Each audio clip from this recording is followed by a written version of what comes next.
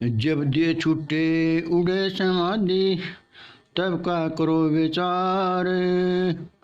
जिसको राम समझ कर बैठा, फिर कौन करे संभार। मूंड मुड़ा कर मुद्रा पहने, और गले सैली पैरान। साधु वेश बना कर बैठा, मन में करे अभिमान। तन के ऊपर भस्म रमा के, घट को लगा खोजने। ब्रह्म ज्ञानी और योगी का अहंकार बन गया भोजन। वाणी और नारी इनको सब कुछ दे भुलाए।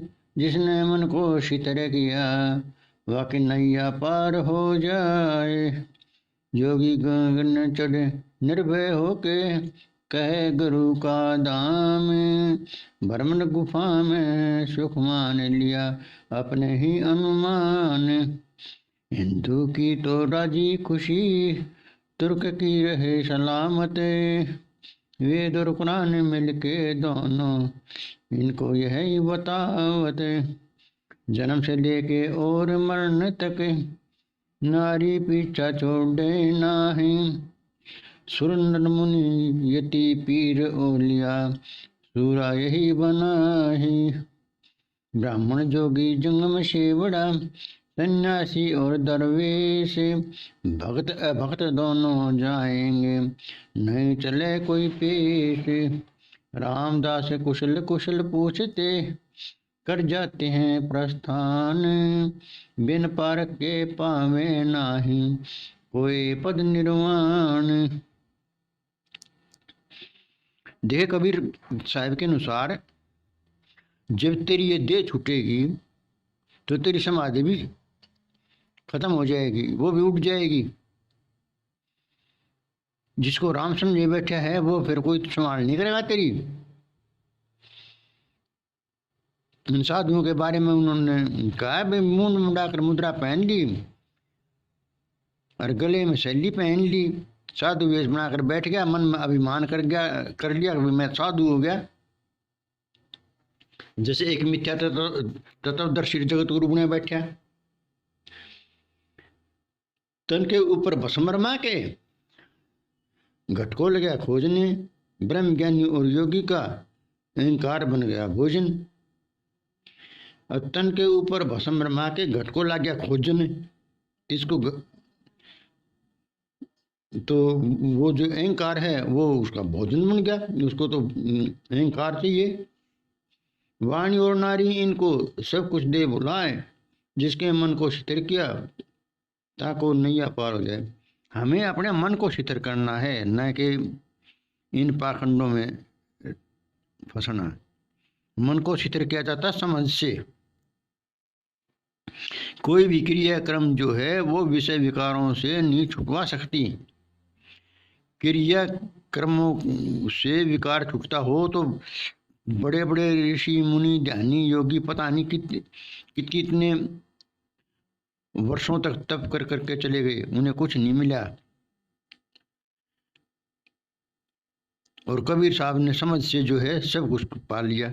समझ बड़ी संसार में, सुख पावे ना कोई।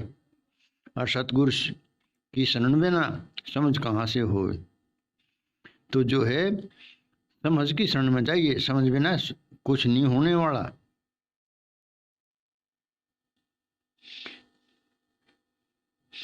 योगी गगन में चढ़ के निर्भय होके उसे ही धाम बताता है अपना, भाई वहां है। और जो भ्रमर गुफा है उसमें सुख मान लिया, अपने अनुमान से कर लिया। हिंदू अपने जो है राजी खुशी की बात करता है, तो तुर्क सलामत की बात करता है। वेद और कुरान दोनों मिलकर जो है इनको यही बात बताते हैं बस। लेकिन जन्म से लेके मरने तक नारी पीछा नहीं छोड़ती। क्यों? लेकिन नारी से तो उत्पन्न होगा और नारी में फिर समा जाएगा। प्रकृति भी तो नारी रूप है।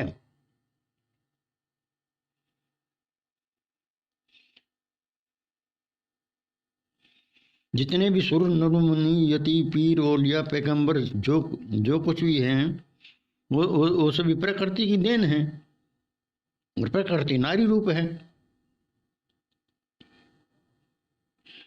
ब्राह्मण योगी जंगम सेवड़ा सन्यासी दरवेश, भगत अभगत दोनों जाएंगे, नहीं चले कोई पेश। एक दिन इस संसार को छोड़ना सभी ने है, चाहे कोई ब्राह्मण है, चाहे कोई योगी है, कोई जंगम है, कोई सेवड़ा है, सन्यासी दरवेश, भगत अभगत। लेकिन वो इस बात को मान नहीं रहे, अपने बौर में बड़ाई में जो है टुल्ले फिरते हैं। रामदास कुशल कुशल पूछते, कर जाते प्रस्थान, बिन पार के पावे नहीं कोई पद निर्माण। ये संसार से कुशल अक्षेम पूछते पूछते, हाँ जी क्या हाल है, क्या हाल है, क्या हाल है करते हुए सभी चले जाते हैं, लेकिन सत्य का पता नहीं लगता। सत्य को जो है सिर्फ पारक के द्वारा ही जाना जा सकता है, और कोई उसका रास्ता नहीं है सत्य को जानने का। तो आप जो है ना विवेकी बनिए, सत्य असत्य का पारख करिए, और फिर अपने जीवन को सफल बनाइए।